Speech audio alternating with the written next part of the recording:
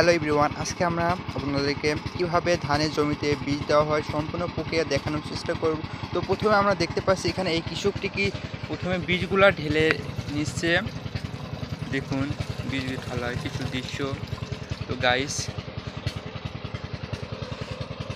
এই কৃষকটি 2 ঢোপ বীজ দেবে, তার অর্ধেক ঢেলে নিল। তো এবার বীজ ঢালার পর এবারটা পানি দিবে। তো আমরা দেখি কিভাবে পানি দেয়। তো আমাদের ধানের জমিতে নিয়মিত বিষ এবং সার না দিই তাহলে আমাদের ধানের ফলন পাওয়া যাবে না। তাই অবশ্যই আমরা সবসময় নিয়মিত বীজ দেব, তবে আমাদের ফলন ভালো পাবো। তো দেখতে পাচ্ছেন কিভাবে পানি দিচ্ছে, কি সুন্দরভাবে। তো গাইস, এবার মাঠে শাপলাপুর মাঠে প্রচুর পরিমাণ তামাক এবং ভুট্টা। তো আমরা একটু খেয়াল করে দেখতে পাচ্ছেন তামাক আর ভুট্টা শুধু এবার মাঠে, অন্যান্য ফসল খুবই কম।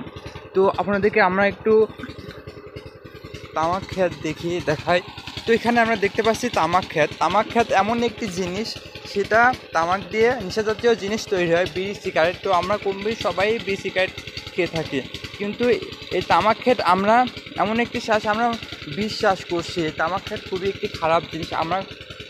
আমরা মানুষ, এমন একটি মানুষ, আমরা নিজেরা তামাক চাষ করি এবং নিজের ছেলেদের সিগারেট বিড়ি খেতে নিষেধ করি। আমরা কি ভেবে দেখেছি আমরা যে তামাক চাষ করছি, এই তামাক দিয়েই বিড়ি সিগারেট তৈরি হচ্ছে? তো আমরা তাহলে কীভাবে নিজের ছেলে মেয়েদের বিড়ি সিগারেট খেতে নিষেধ করি? আমি তো নিজেই তাদের বিড়ি খাওয়ার সুযোগ করে দিচ্ছি।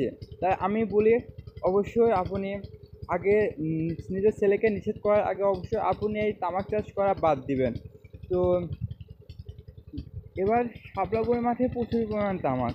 তো আপনাদেরকে আমি একটা কথা বলি, অবশ্যই তামাক লাগানো থেকে বিরত থাকবেন। আপনার জীবনে টাকা কামানোর অনেক দিক রয়েছে। তো আমার পক্ষ থেকে একটি টিপস, যে আপনি অন্য ফসলের টাকা একটু কম পাবেন, তাতে সমস্যা নয়, তবুও এই বিষ পান এরকম একটি ফসল চাষ করা আপনি বাদ দেন। তো তার থেকে আপনি এই সাইডে দেখতে পাচ্ছেন যে ভুট্টা লাগাইছে, কি সুন্দরভাবে মোটা মোচা হয়েছে। দেখতে পাচ্ছেন গাইস, কি সুন্দরভাবে 2টা করে মোচা রয়েছে। তো এবার আমরা ধানের জমিতে যেতে থাকবো গাইস।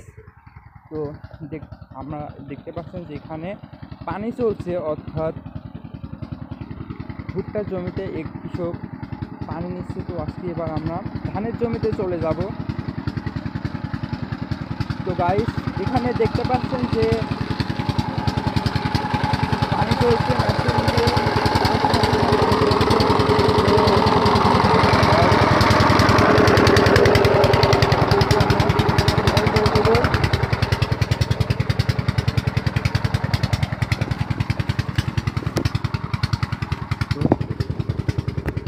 হ্যালো এভরিওয়ান, আমরা অলরেডি ধানের জমিতে চলে আসছি, আর কিছুক্ষণের ভিতরে আমরা ধানের জমিতে চলে আসব। তো দেখতে পাচ্ছেন প্রচুর ভুট্টা। তো এবার আমরা ধানের জমিতে অলরেডি আমরা চলে এসেছি গাইস। দেখতে পাচ্ছেন ধানের জমিতে গিয়েছে।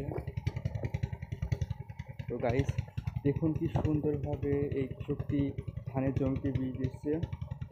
তো আমরা ধানের জমিতে নিয়মিত বিষ না দিয়ে আমাদের ধানগুলা ভালো হবে না। তো আমরা সবসময় চেষ্টা করব ধানের জমিতে নিয়মিত বীজ দেওয়ার জন্য। দেখুন এই কৃষকটি এখন বীজ দিয়ে ধানের জমিতে সেচ দিবে। ধানগুলো কিছুদিন আগে লাগাইছে, কিছুদিন আগে অনেক সুন্দর হয়ে গেছে ধানগুলা। তো গাইস, এবার শাপলাপুর মাঠে এই সাইডে শুধু ধানের আবাদ হয় এবং মাঝ বরাবর শুধু তামাক, ভুট্টা, পেঁয়াজ, অন্যান্য ফসল চাষ হয়। এই সাইডে শুধু ধানই আবাদ হয়, অন্য কোনো ফসল চাষ হয় না। বছরে 3 বার ধান চাষ হয়। তো গাইস, এরকম নিয়মিত গ্রামীণ পরিবেশে আপডেট জানতে অবশ্যই আমাদের এই সিটিমালা নিউজ চ্যানেলের সঙ্গে থাকবেন। সবাইকে ধন্যবাদ জানিয়ে আজকে আমি শুভ এখানে বিদায় নিচ্ছি। আল্লাহ হাফেজ।